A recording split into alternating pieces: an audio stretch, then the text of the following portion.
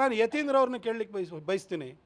ನೀವು ಒಬ್ಬ ಮೆಡಿಕಲ್ ಡಿಗ್ರಿಯನ್ನು ತಗೊಂಡಿರುವಂಥ ವ್ಯಕ್ತಿ, ನಿಮ್ಮ ಅಪ್ಪ ಏನು ಮಾಡಿದ್ದಾರೆ?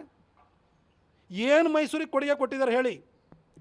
ಅವರ ಮೊದಲನೇ ಟರ್ಮಲ್ಲಿ ಶ್ರೀನಿವಾಸ್ ಪ್ರಸಾದ್ ಸಾಹೇಬರು ಇಲ್ಲಿನ ಉಸ್ತುವಾರಿ ಸಚಿವರಾಗಿದ್ದ ಕಾರಣಕ್ಕೋಸ್ಕರವಾಗಿ ಮೈಸೂರಿಗೆ ಒಂದು ಹೊಸ DC ಕಚೇರಿ ಬಂತು.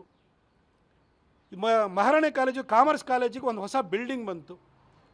ಈ ಹಿಂದೆ ಯಡಿಯೂರಪ್ಪ ಸಾಹೇಬರು ಮೈಸೂರಿಗೆ ಜಯದೇವನ ಕೊಟ್ಟಿದ್ದರು, ರಾಮದಾಸ್ ಅವರು ಪ್ರಯತ್ನವನ್ನು ಮಾಡಿದರು. ಅದಾದ ನಂತರ ಶಂಕರಲಿಂಗೇಗೌಡರು ಕೃಷ್ಣರಾಜ ಸಾಗರಕ್ಕೆ ಹೋಗುವಂತಹ ರಸ್ತೆನಲ್ಲಿರುವಂತಹ ಒಂದು ಜಾಗವನ್ನು ಗುರುತು ಮಾಡಿದರು ಶಂಕರಲಿಂಗೇಗೌಡರು. ಅಲ್ಲಿ ಒಂದು ಬಿಲ್ಡಿಂಗನ್ನು ಕಟ್ಟೋಕ್ಕೆ ನಿಮ್ಮಪ್ಪ 180 ಕೋಟಿ ಕೊಟ್ಟರು. ಅದಾದ ನಂತರ ಅಲ್ಲೇ ಒಂದು ಸೂಪರ್ ಸ್ಪೆಷಾಲಿಟಿ ಹಾಸ್ಪಿಟಲ್ ಅಂತ ಖಾಲಿ ಬಿಲ್ಡಿಂಗ್ ಕಟ್ಟೋದಕ್ಕೆ ಒಂದು 127 ಕೋಟಿ ಕೊಟ್ಟಿದ್ದು ಬಿಟ್ಟರೆ, ನಿಮ್ಮ ಅಪ್ಪನ ಕೊಡುಗೆ ಮೊದಲನೇ ಟರ್ಮು ಅಥವಾ ಈ ಟರ್ಮಲ್ಲಿ ಮೈಸೂರಿಗೆ ಏನಿದೆ ಹೇಳಿ ಸರ್? ಏನು ಮಾಡಿದ್ದಾರೆ ನಿಮ್ಮಪ್ಪ?